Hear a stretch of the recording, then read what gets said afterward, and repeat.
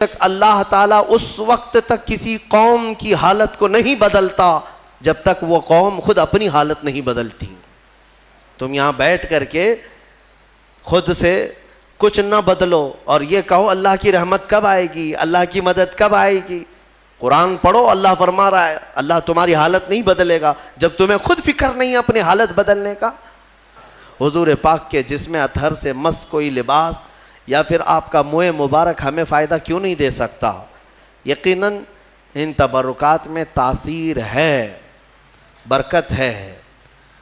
تو یہاں سے یہ ہمارے معمولات اہل سنت و جماعت سمجھ میں آتے ہیں.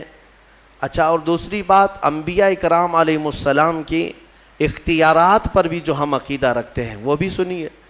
یوسف علیہ السلام کے بھائی ابھی جبہ لے کر کے گھر پہنچے بھی نہیں تھے, راستے میں تھے, تبھی یعقوب علیہ السلام کو اپنے بیٹے کی خوشبو آنے لگی. گھر میں کہتے ہیں انی لاجد ریح یوسف, اپنے گھر والیوں سے کہتے ہیں کہ میں یوسف کی خوشبو سونگھ رہا ہوں.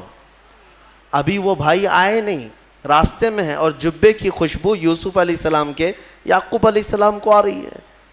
عزیزان گرامی, اور یہ مسافت کتنی تھی, کتنی دوری تھی جو جبہ ابھی موجود تھا جہاں راستے میں, اور یعقوب علیہ السلام, کئی 100 کلومیٹر کا فاصلہ تھا. ابھی کئی 100 کلومیٹر کا فاصلہ ہے اور جبے کی خوشبو یعقوب علیہ السلام سونگھ رہے ہیں.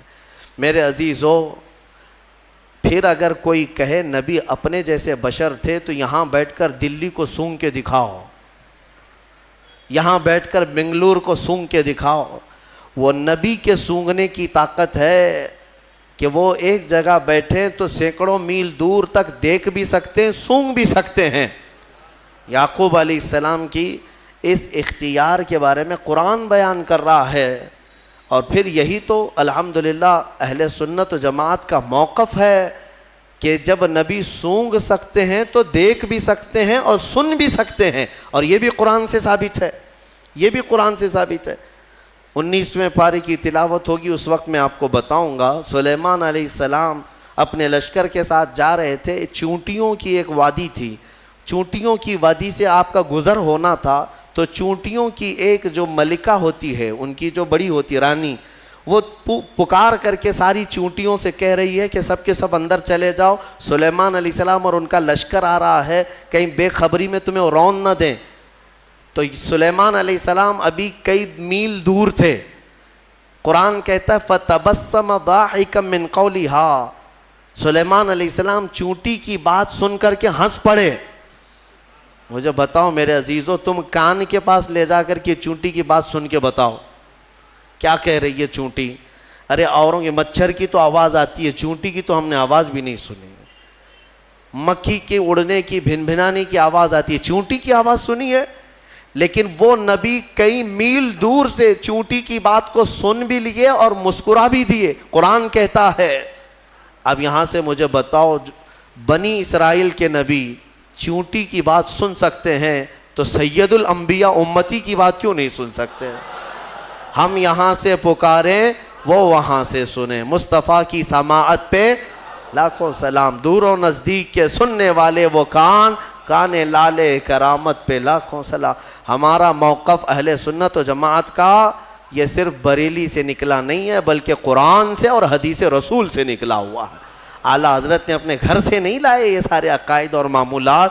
جو کچھ بھی انہوں نے امت کو دیا ہے وہ میرے مصطفیٰ کریم کی سچی شریعت عطا کیا ہے. قرآن پاک کی ان آیات بینات میں بہت ساری چیزیں سیکھنے کے لیے ہیں. بہرحال سورہ رعد کی ایک وہ آیت میں تمہارے سامنے تلاوت کرتا ہوں جس میں رب تبارک و تعالیٰ اپنے بندوں کو تنبیہاً فرماتا ہے. رب تبارک و تعالیٰ فرماتا ہے وَإِذَا أَرَادَ اللَّهُ بِقَوْمٍ سُوءًا فَلَا مَرَدَّ لَهَا, جب اللہ تعالیٰ کسی قوم کے ساتھ عذاب کا ارادہ کر لیتا ہے یا اسے ختم کرنے کا یا تباہ کرنے کا ارادہ فرما لیتا ہے تو پھر اسے کوئی نہیں ٹال سکتا. فَلَا مَرَدَّ لَهَا, کوئی نہیں ٹال سکتا. اور اسی سے پہلے یہ آیت کا ٹکڑا ہے, شاید آپ نے سنا ہوگا. آج ہم سب کو بیدار کرنے کے لیے یہ آیت کا اتنا ٹکڑا کافی ہے. میرا مولا فرماتا ہے ان اللہ لا یغیر ما بقوم حتی یغیروا ما بانفسہم، بے شک اللہ تعالیٰ اس وقت تک کسی قوم کی حالت کو نہیں بدلتا جب تک وہ قوم خود اپنی حالت نہیں بدلتی۔ تم یہاں بیٹھ کر کے خود سے کچھ نہ بدلو اور یہ کہو اللہ کی رحمت کب آئے گی، اللہ کی مدد کب آئے گی۔ قرآن پڑھو، اللہ فرما رہا ہے اللہ تمہاری حالت نہیں بدلے گا جب تمہیں خود فکر نہیں ہے اپنی حالت بدلنے کا۔ تم اپنے آپ کو بدلتے نہیں اور زمانہ بدلنے کا سوچتے ہو۔ خود کے اندر ایک چہرہ یعنی سنت کے طور پر رکھنے کی توفیق نہیں ہوتی اور پھر اللہ کی مدد کی اور شریعت کی اور پورے امت اسلامیہ کی دعاؤں کی بات کرتے ہیں۔ اکثر سوشل میڈیا کے بڑے بڑے مناظر جو بیٹھے ہوئے ہیں، ہاں ان کو دیکھو واٹس ایپ پر فیس بک پر جو بڑے بڑے ان کے کمنٹ ہوتے ہیں، وہ مولانا کہاں ہیں، یہ شیخ صاحب کہاں ہیں، فلاں کہاں ہیں، سب کو جھنجھوڑ رہے ہو تم۔ امت کے حالات خراب ہیں، دین کے حالات خراب ہیں، سارا ٹھیکہ ان علماء نے لے رکھا ہے، مشائخ نے ٹھیکہ لے رکھا ہے۔ قرآن تو تمہارے لیے اترا ہے، سب کے لیے اترا ہے۔ جب قرآن بار بار جھنجھوڑ کر کہہ رہا ہے کہ تم اپنے آپ کو بدل لو، خود کو بدلتے نہیں اور الزام اپنے بڑوں پر رکھتے ہو۔ یہی مکہ کے جاہل کیا کرتے تھے، یہی پہلی امتوں کے جو جاہل ہوتے تھے وہ یہی کرتے تھے۔ خود کو بدلنا نہیں ہوتا تو اپنے بڑوں کو کوستے رہتے تھے، ان کی وجہ سے ہم ایسے ہیں۔ وہ لوگ یہ نہیں کر رہے ہیں، مولانا لوگ کچھ بھی نہیں کر رہے ہیں، مشائخ کچھ بھی نہیں کر رہے ہیں۔ میرے عزیزو، یہ بولنا اب ختم کر دیا جائے۔ کیا تمہارے لیے شریعت واضح موجود نہیں ہے؟ رسول پاک صلی اللہ تعالیٰ علیہ وسلم کی سیرت آج تک تم نے کبھی سنا نہیں ہے؟ سنے ہو لیکن اپنے اندر جھانک کر کے دیکھو اب تک عمل کتنا کیا، حضور کے راستے پر اب تک کتنا آئے، پھر بعد میں دوسروں تک انگلی اٹھانا۔ قرآن یہ کہتا ہے کہ اللہ تعالیٰ اس وقت تک تمہاری حالت نہیں بدلے گا جب تک تم خود اپنی حالت نہیں بدلتے۔ اس پر میں ایک واقعہ عرض کرتا ہوں۔ بغداد مقدس میں ایک بڑے بزرگ تھے، محمد جام رضی اللہ تعالیٰ عنہ، بڑے پائے کے بزرگ ہیں، صاحب کرامت بزرگ گزرے ہیں۔ یہ وہ دور تھا جب ہلاکو بادشاہ پوری دنیا میں اپنی درندگی پھیلا چکا تھا، جہاں جاتا تھا قتل عام کرتا تھا، یکے بعد دیگرے وہ ملک فتح کر رہا تھا، لاشوں کے انبار لگا رہا تھا۔ اس کی کرسی تو لوگوں کی لاشوں پر ہی لگتی تھی۔ ہلاکو نام سنا ہوگا آپ نے، بڑا ظالم بادشاہ۔ اور یہ جنگ کرتے کرتے جب اس کا ٹارگٹ بغداد ہو گیا، بغداد اس وقت مرکز اسلام کہلاتا تھا، علماء دین وہاں پر کثرت سے ہوا کرتے تھے، علم کی بڑی بڑی درسگاہیں وہاں پر موجود تھی، دانشور وہاں موجود تھے، صوفیہ موجود تھے۔ تو بغداد میں بڑی بڑی پرانی تاریخی کتابیں موجود تھیں۔ بغداد کو اس نے ٹارگٹ بنایا۔ سنیے، بغداد کو جب ٹارگٹ بنا کر اپنی فوج لے کر وہ بغداد پر چڑھائی کرنے کے لیے نکلا تو بغداد سے کافی فاصلے پر پڑاؤ کیا، ابھی کافی دور تھا، اور اس نے اپنے 2 سپاہیوں کو بھیجا کہ بغداد کا معائنہ کر کے آؤ، دیکھ آؤ لوکیشن کیسا ہے۔ تو اس کے سپاہی جب بغداد کے لیے نکلے تو لوگوں میں ہلچل مچ گئی، بہت سنسنی پھیل گئی کہ ہلاکو قریب آ چکا ہے اور بغداد کو تباہ کرنے والا ہے، کیونکہ سب تباہیاں انہوں نے دیکھ لی تھی۔ ہلاکو نے کیا کون سے شہر برباد کیے، کتنوں کا قتل عام کیا، وہ سب کو پتا تھا۔ تو بغداد کے اکثر لوگ دوڑے دوڑے حضرت محمد جام کے پاس آئے، کہا کہ آپ ہمارے رہبر ہیں، آپ ہمارے رہنما ہیں، اللہ والے ہیں، ہمیں بچا لیں، آپ دعا کریں۔ ہلاکو جیسا ظالم بغداد پر ٹوٹ پڑا ہے۔ وہ اس وقت بیٹھے ہوئے تھے، ان کے ہاتھ میں کھٹوری تھی۔ آپ نے وہ کھٹوری کو یوں پلٹ دیا اور کہا جاؤ اللہ حفاظت فرمائے، اللہ حفاظت فرمائے۔ لوگ چلے گئے۔ اللہ والوں کو اللہ تعالیٰ نے یہ اختیار دیا ہے، تصرف دیا ہے، اور ان کی اداؤں کو اللہ قبول بھی کرتا ہے۔ ہوا یہ کہ ہلاکو کے 2 سپاہی پورے راستے بھر چھان مارتے رہے، ان کو بغداد نظر ہی نہیں آیا، وہ ڈھونڈتے رہ گئے، ان کو صرف میدان ہی میدان دکھتا تھا، کہیں بغداد دکھتا ہی نہیں تھا۔ وہ واپس لوٹے اور بادشاہ سے کہا کہ بغداد تو ہے ہی نہیں قریب، کہیں پر کوئی شہر ہی نہیں ہے، صرف اور صرف چٹیل میدان ہے۔ تو ہلاکو کو اتنا غصہ آیا ان کی بات پر کہ یہ جھوٹ بول رہے ہیں. دونوں کو اس نے قتل کر دیا. کہا جھوٹ بول رہے ہو تم, بغداد کے بالکل ہم قریب آئے ہوئے. دوسرے دن بغداد کو اپنے خاص 2 وزیروں کو بھیجا, کہا جاؤ تم دیکھ کر کے آؤ, عام سپاہیوں پر بھروسہ نہیں ہے. اپنے معتمد 2 وزیروں کو بھیجا. وہ جب آئے, دوسرا دن تھا, تو پھر لوگوں کو خبر چلی کہ آج ہلاکو کے 2 جاسوس اس کے مخصوص وزیر آ رہے ہیں. پھر دوڑے دوڑے حضرت محمد جام کے پاس آئے اور ان سے سفارش کرنے لگے کہ حضور آج وہ اپنے مخصوص جاسوسوں کو بھیج رہا ہے اور وہ بغداد کے قریب آئے ہیں, ہماری بیویاں بیوہ ہو جائیں گی, بچے یتیم ہو جائیں گے, بچا لیں, اللہ کا واسطہ دیتے ہیں. حضرت محمد جام نے آج پھر کھٹوری اٹھائی, پلٹ دیا, کہا جاؤ اللہ حفاظت فرمائے. چلے گئے. وہ 2 وزیر بھی گھوم پھر کر کے گئے, انہیں بھی بغداد نظر نہیں آیا, صرف چٹیل میدان. اللہ والے اپنے کوزے سے جسے چاہے چھپا لیں. واپس وہ شام کو لوٹے, ہلاکو کے پاس کہے سچ کہہ رہے تھے وہ دونوں سپاہی, ہمیں بھی بغداد نظر نہیں آیا, ہم غلط راستے پر تو نہیں آئے. بادشاہ کو اب غصہ بھی تھا اور تجسس بھی بڑھ گیا کہ ایسا کیسے ہو سکتا ہے.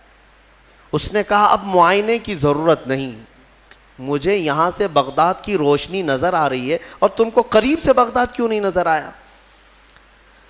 تو پھر تیسرے دن اس نے فوج کی تیاری کر لی کہ نہیں اب معائنے کی ضرورت نہیں, ساری فوج ہی چل پڑے, میرے ساتھ ساتھ چلو اور حملہ ایک ساتھ کیا جائے گا بغداد پر. تیسرے دن صفیں لگ گئیں. ہلاکو اس کی سپہ سالاری کر رہا, سربراہی کر رہا تھا, اور جب بغداد کی طرف وہ طبل بجاتے ہوئے, نقارے بجاتے ہوئے نکلے, اب پھر بغداد والوں میں سراسیمگی پھیل گئی. اب یہاں پر دوڑ بھاگ, سارے ادھر ادھر کھلبلی مچ گئی. پھر دوڑے دوڑے حضرت محمد جام کے پاس آئے. مومنین کا ایک بڑا مجمع آیا, سب رونے لگے, کہا کہ حضور بچا لیں بغداد کو, یہاں امانتیں ہیں بزرگوں کی, یہاں مسلمانوں کا مرکز ہے, بچا لیں. حضرت محمد جام تیسرے دن ان کے ہاتھ میں کھٹوری تھی, وہ پلٹ رہے تھے, غیب سے ندا آئی کہ اے میرے بندے اب رک جاؤ, اب رک جاؤ, کب تک تم انہیں اس طرح سے بچاتے رہو گے, انہوں نے اب تک اپنی حالت نہیں بدلی, ان کو اپنی حالت پر چھوڑ دو. حضرت محمد جام کو حکم ہوا, غیب سے ندا آئی, انہوں نے وہ کھٹوری چھوڑ دی, نہیں پلٹا. پھر اس کے بعد ہوا یہ کہ ہلاکو بغداد میں داخل ہو ہی گیا اپنی فوج کو لے کر, اور ایسی تباہی مچائی, ایسی تباہی, اللہ کی پناہ. 1 مہینے تک بغداد میں صرف چیخ ہی چیخ تھی, آوازیں ہی آوازیں تھیں. جس طرف سے گزرتے لاشوں کا انبار تھا, گھر بار جلائے جا چکے تھے, اسلامی ذخیرہ جو لائبریریاں تھیں وہ جلا کر راکھ کر دی گئیں, دریائے دجلہ کا پانی پورا خون سے لال ہو گیا تھا, اور گھوڑے دوڑتے تھے بغداد کی گلیوں میں تو مسلمانوں کے خون سے گھوڑوں کے ٹاپ بھیگ جاتے تھے. اتنا قتل عام کیا, مسجدیں تخت و طاقت و تاراج ہو گئیں, وہاں کی بلند و بالا پرشکو عمارتیں تباہ و برباد کر دی گئیں, علماء کو قیدی بنایا گیا. نہ جانے کتنی تباہی ہوئی, اس کا بیان کرنا بیان سے باہر ہے. میرے عزیزو, یہ تباہی تاریخ کی داستان بن گئی. آج بھی تاریخ اٹھاؤ گے تو ہلاکو کے بغداد کی تباہی کی داستانیں تمہیں بہت جلی حرفوں میں نظر آئیں گی. لیکن کہنا یہ چاہتا ہوں کہ اس تاریخ میں چھپا ہوا یہ واقعہ ہمیں جھنجھوڑتا ہے. اللہ والے بھی, اولیاء کرام بھی اس وقت تک بچاتے رہتے ہیں جب تک تمہارے سدھرنے کی امید ہو. پھر ایک وقت ایسا آتا ہے کہ مولا تعالیٰ خود منع کر دیتا ہے کہ اے میرے محبوب بندو, ان کی حفاظت بھی مت کرو, ان کو اپنے حال پر چھوڑ دو, ان کو اپنے حال پر چھوڑ دو, کہیں وہ نوبت نہ آنے پائے, وہ وقت آنے نہ پائے. اے غیور مسلمانوں, میں تمہیں بیدار کرتا ہوں. اسی لیے زمانہ ماضی کے کچھ شاعروں نے یہ کہا تھا, جگہ جگہ کے تھک چکے ہیں تمہیں یہ ہنگامے, اٹھو نشاط لذت خواب گراں بدل ڈالو. ہاں, غلط روی سے منازل کا بعد بڑھتا ہے, مسافروں رویش کارواں بدل ڈالو. اٹھو وگرنہ حشر نہ ہوگا پھر کبھی, دوڑو کہ زمانہ چال اپنی چل گیا. آج تمہیں پتہ ہے تمہاری تباہی کے منصوبے، اس کے تانے بانے پورے بنے جا چکے ہیں، تمہارے خاتمے کی منصوبے مکمل کیے جا چکے ہیں، اور تم آپس میں یہاں گتھم گتھا ہو. تم یہاں پر اب تک اپنے تاش کے پتے چھوڑنے کو تیار نہیں، تمہارے شراب کی دکانیں بند نہیں ہو پاتی، تمہارے نشے کی عادتیں ختم نہیں ہو پاتی. کہاں گیا وہ غیور نوجوان؟ جب میرے آقا صلی اللہ تعالیٰ علیہ وسلم تنہا آواز دیتے تھے تو سہاگ رات چھوڑ کر کے حنظلہ جیسا جوان بھی میدان میں آتا تھا، اپنی آج کی دلہن کو چھوڑ کر نکل آتا تھا. کہاں گیا وہ ہمارا نوجوان؟ بوڑھے بھی اپنے وقت میں، تمہیں پتہ ہے بدر کی رات کو دوسرے دن جانا ہے، مدینے کے ایک گھر میں باپ اور بیٹے میں جھگڑا ہو رہا ہے. کس بات پر؟ بیٹا کہتا ہے میں رسول پاک کے ساتھ جاؤں گا، باپ کہتا ہے نہیں میں جاؤں گا. دونوں میں جھگڑا ہو رہا ہے اور دونوں نے حضور پاک صلی اللہ تعالیٰ علیہ وسلم کے پاس شکایت کی کہ آقا آپ فیصلہ فرما دیں کون جائے گا. بیٹا کہتا ہے یہ باپ میرے بوڑھے ہو چکے ہیں، انہیں گھر سنبھالنے دیں. بوڑھے کہتے ہیں نہیں میرا حق زیادہ ہے، میں عمر والا ہوں، اس کا تجربہ کم ہے، میں آپ کے ساتھ جاؤں گا. یہ کھیلنے کے لیے مقابلہ نہیں ہو رہا ہے، جان دینے کے لیے مقابلہ ہو رہا ہے، گردنیں لے کر کے نکلنے والا ہے. حضور پاک نے فرمایا قرآن اندازی کر لو، قرآن اندازی کر لو، نام نکالو. قرآن اندازی کی گئی تو بیٹے کا نام نکلا. باپ نے کہا میں یہ قرآن نہیں مانوں گا، اور ایک بار قرآن کرو. دوبارہ قرآن اندازی کی گئی، پھر جوان بیٹے کا نام نکلا. میرے مصطفیٰ کریم صلی اللہ علیہ وسلم نے فرمایا اس بوڑھے صحابی سے، کہا آپ گھر بیٹھ جائیں، آپ کا یہ لال، آپ کا یہ جوان میرے ساتھ چلے گا. جانتے ہیں حضور کے اس فرمان کے بعد وہ بوڑھے صحابی دھاڑے مار کر رونے لگے، یا ویلا یا ویلا، اے اللہ یہ کتنی بری حالت ہے میری کہ میرے بڑھاپے نے مجھے مصطفیٰ سے دور کر دیا. اگر میں بوڑھا نہ ہوتا تو آج چلا گیا ہوتا. وہ جذبہ کہاں چلا گیا ہمارا؟ وہ جوش کہاں چلا گیا؟ وہ ولولہ کہاں گیا؟ تم بدلتے نہیں اور پوری دنیا میں بیٹھ کر تسبیح کے دانے گھما کر اور تم کہتے ہو اللہ کی رحمت آ جائے، اللہ کی مدد آ جائے. یاد رکھو یہ سنت کے خلاف ہے، سنت کے خلاف ہے. میں خود اپنے آپ پر کبھی کبھار کوستا ہوں کہ ہاں ٹھیک ہے اللہ تعالیٰ نے ایک منبر دیا یا آواز دی تو میں جو بول سکتا ہوں بول رہا ہوں. مجھے اتنی امید ضرور ہے کہ ہماری زبان سے آواز نکلے گی، مولا کسی کے بھی دل کو بیدار ضرور کرے گا. بیدار تو ہوں گے، لیکن ساتھ میں مجھے اس بات کا افسوس ہوتا ہے کہ آج ہمارے حالات ایسے ہیں کہ کمرے میں بیٹھ کر ڈسکس کر رہے ہیں، واٹس ایپ پر بیٹھ کر چیٹنگ کر رہے ہیں، ایک جگہ کی دوسرے جگہ کی ویڈیو وائرل کرتے ہیں کہ دیکھو فلاں جگہ ایسی آتنک مچائی جا رہی ہے، ایسے کیا جا رہا ہے. یہ سارا کا سارا انتظام تو تم واٹس ایپ پہ کر رہے ہو، تمہاری ساری تیاری تو صرف فیس بک پہ ہے. باقی باہر نکلو تو دیکھو نہ چہرے سے تمہیں غلام مصطفیٰ کوئی کہنے کو تیار ہے، نہ تمہارے لباس سے کوئی تمہیں غلام مصطفیٰ کہنے کو تیار ہے، نہ تمہاری زبان سے، نہ تمہارے اخلاق سے، نہ تمہارے معاملات سے. غلام مصطفیٰ وہ ہوتا تھا کہ وہ راستے پر چلے تو اس کا رعب ایسا طاری ہوتا ہے کہ اچھے اچھوں کی آنکھیں نیچے گر جائیں، آنکھیں نیچے ہو جائیں. نبی اکرم صلی اللہ تعالیٰ علیہ وسلم کی غلامی کو تم ہلکا سمجھتے ہو؟ بدلو میرے عزیز ہو. قرآن سچ کہہ رہا ہے ان اللہ لا یغیر ما بقوم حتی یغیروا ما بانفسہم. بے شک اللہ تعالیٰ اس وقت تک کسی قوم کی حالت نہیں بدلتا جب تک اس قوم کو خود اپنی حالت بدلنے کی فکر نہ ہو. اسی لیے اقبال نے کہا تھا قوت فکر و عمل پہلے فنا ہوتی ہے، پھر کسی قوم کی شوکت پہ زوال آتا ہے، پھر کسی قوم کی شوکت پہ زوال آتا ہے. ہماری شوکت، ہماری شان، ہماری بان پر جو آج زوال آیا ہے اس سے پہلے ہمارے سوچ و بچار اور ہمارے عمل کی قوت فنا ہو گئی ہے. ہاں سب کچھ ختم کر کے اب ہم یہ زوال کے دن دیکھ رہے ہیں. بہت تیزی سے دن بدلے ہیں میرے عزیز ہو، ہماری آنکھوں کے سامنے بدلے ہیں. میں یہ نہیں کہہ رہا بدل رہے ہیں، بدل چکے ہیں. آج سے صرف 10 سال پہلے جاؤ، آج سے صرف 5 سال پیچھے بھی جاؤ، جو حالات تھے وہ آج بہت تیزی سے بدل چکے ہیں. اور پھر اگلے جو آئیں گے اتنے عرصہ بھی تمہیں مہلت نہیں دی جائے گی. دشمن گھات لگا کر اپنی کمین گاہوں سے تمہاری طاق میں ہے. اسی لیے میں نے کل بھی ایک جملہ کہا تھا کہ نشیمن سے دھواں اٹھتا ہے اور تم کہتے ہو ساون ہے.